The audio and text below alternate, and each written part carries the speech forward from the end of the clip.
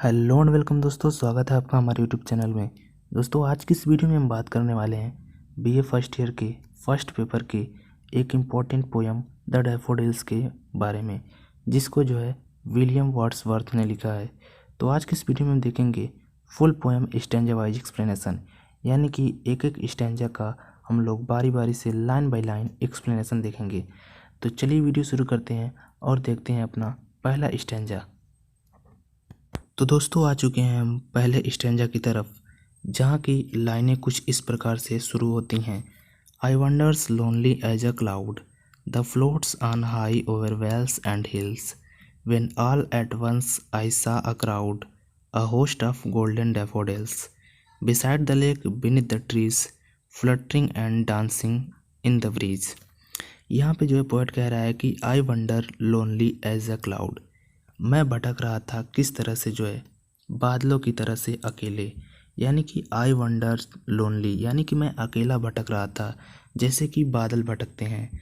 The floats on high over vales and hills, यहाँ पे poet कह रहा है कि वो बादल जो घाटियों और पहाड़ों के ऊपर तैरते हैं, उन्हीं की तरह मैं अकेला भटक रहा था।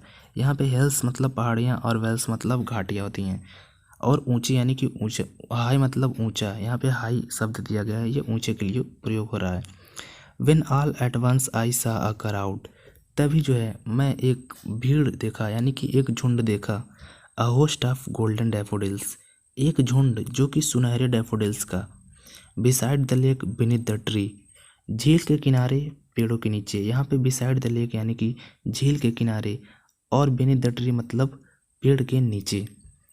Fluttering and dancing in the bridge, जो ठंडी हवा में फड़फड़ा रहे थे, नाच रहे थे, झूम रहे थे। फ्लटरिंग मीन्स होता है फड़फड़ाना, और डांसिंग मतलब होता है नाचना, और ब्रीज मतलब ठंडी हवाएं जहाँ पे चलती हों। तो यहाँ पे पोएट कह रहा है कि मैं अकेला घूम रहा था जैसे कि बादल घूमते हों, मैं अकेला वैसे ही घूम रहा था जैसे बादल घाटियों और पहाड़ियों के ऊपर तैरते हैं। व्हेन ऑल एट वंस, तभी मैंने एक झुंड देखा, जो कि झुंड था डैफोडिल्स का, यानी कि सुनहरे डैफोडिल्स का। Beside the lake beneath the tree, यानी कि लेक के किनारे में, झील के किनारे में, और पेड़ के नीचे। Fluttering and dancing in the bridge, यानी कि ठंडी हवाओं में फड़फड़ाते हुए और नाचते हुए। यहाँ तक हम लोगों ने देखा कि फर्स्ट स्टैंजा क्या कह रहा है। इसमें पोएट अपने आप को बता रहा है कि वो अकेला घूम रहा है और डैफोडिल्स की नज़ारों का आनंद उठा रहा है।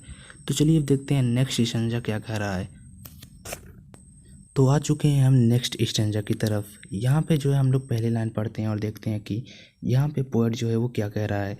Continuous as the stars that shine and twinkle on the milky Way, they stretched in never ending line along the margin of way, 10,000 saw I at a glance, tossing their head in sprightly dance।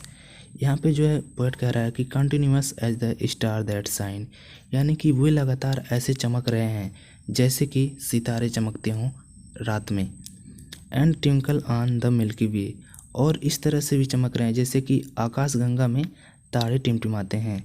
They stretched in never ending line, और वो जो daffodils हैं उनकी एक खींची सी लंबी line बनी हुई है जो ख़त्म होने वाली ही नहीं, यानी कि जहाँ तक आप देखो वहाँ तक डैफोडिल्स ही नज़र आएंगे। अलॉन्ग द मार्जिन ऑफ वे, यानी कि झील के किनारे पर।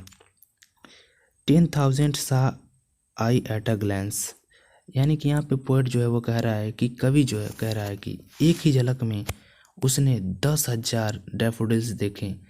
Tossing their heads in sprightly dance, और जो कि सिर, अपने सिरों को, यानी कि जो उनके हेड्स थे उनको वो पटक रहे हैं, खुशी से झूम रहे हैं और डांस कर रहे हैं।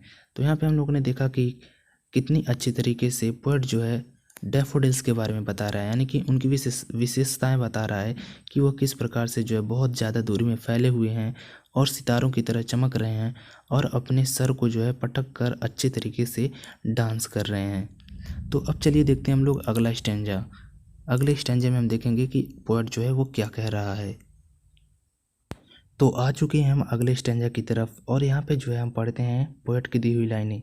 The waves beside them danced but they outdid the sparkling wave in glee, A poet could not but be gay in such a jocund company. I gazed and gazed, but little thought what wealth the show to me had brought. यहाँ पे जो poet कह रहा है कि the waves beside them danced, यानी कि जो डैफोडिल्स हैं उनकी बगल में जो तालाब है यानी कि झील है, उनमें लहरें भी डांस कर रही हैं, नाच रही हैं। But they out did the sparkling wave in Glee, मगर उनसे अच्छा जो है डैफोडिल्स की फूल जो है डांस कर रहे हैं। डैफोडिल्स के फूल जो है चमकदार हैं और बहुत अच्छी तरीके से जो है वो डांस कर रहे हैं। और यहाँ पे अगली लाइन में पोएट कह रहा है, a poet could not but be gay, यानी कि एक पोएट लेखक उस वक्त उन्हें देखकर बहुत ही खुशी महसूस कर रहा है, यानी कि बहुत ही खुश है। क्यों खुश है? इन सच अ जोकोंड कंपनी, यानी कि उनकी एक जिंदा दिल साथ पाकर, एक जोकोंड कंपनी पाकर, कंपनी मतलब आप लोग जानते हैं कि साथ होता है, कि यहाँ पे जो है वो कह रहा है कि उनका एक जिंदा दिल साथ पाकर पोएट जो है वो बहुत खुश है। I gazed and gazed but little thought, वह उन्हें बस देखा जा रहा है, यानी कि पोएट कह रहा है कि मैं उन्हें बस देखा जा रहा हूँ, किन्हीं डैफोडिल्स को।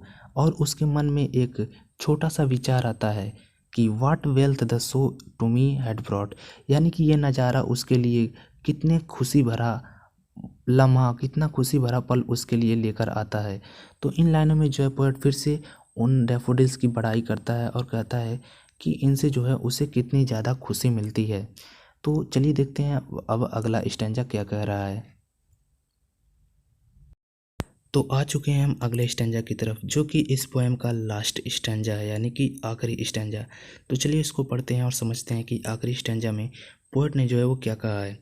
यहाँ पे लिखा गया है कि for oft when on my couch I, lie कि अक्सर जब भी मैं अपने सोफे पर लेटता हूँ, in vacant or in positive mood, यानी कि तब मैं कुछ सोच नहीं पाता हूँ, अपने आप को खाली महसूस करता हूँ और सकारात्मक महसूस करता हूँ, लेकिन अपने आप को खाली महसूस करता हूँ और मैं उदास हो जाता हूँ।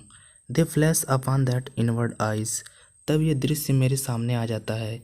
कौन सा दृश्य? उन डैफोडिल्स का दृश्य जिसको पोएट ने जो है देखा है। यहाँ पे जो है वो डैफोडिल्स का दृश्य जो है उसकी आंखों के सामने आ जाता है। Which is the bliss of solitude, यानी कि ये दृश्य जब उसके सामने आता है तो वह उसे खुशी से भर देता है, यानी कि पोएट जो है उस समय बहुत ही खुश हो जाता है। And then my heart with pleasure fills, और तब उसका दिल जो है खुश हो जाता है। And dance with the daffodils, और डैफोडिल्स की यादों में नाचने लगता है, यानी कि डैफोडिल्स की यादों में मस्त हो जाता है और उसे बहुत ही आनंद महसूस होता है। तो इस पोएम में हम लोगों ने देखा कि पोएट ने जो है उस डैफोडिल्स के नज़ारे के ऊपर पूरा पोएम डेडिकेट कर दिया है, यानी कि एक डैफोडिल्स का नज़ारा जो पोएट के इतने अच्छा लग गया कि उसने जो है पूरे पोएम को जो है उसकी खूबियों से भर दिया, कि उसे जब भी वो डैफोडिल्स का नज़ारा दिखता है तो उसे बहुत ही अच्छा लगता है।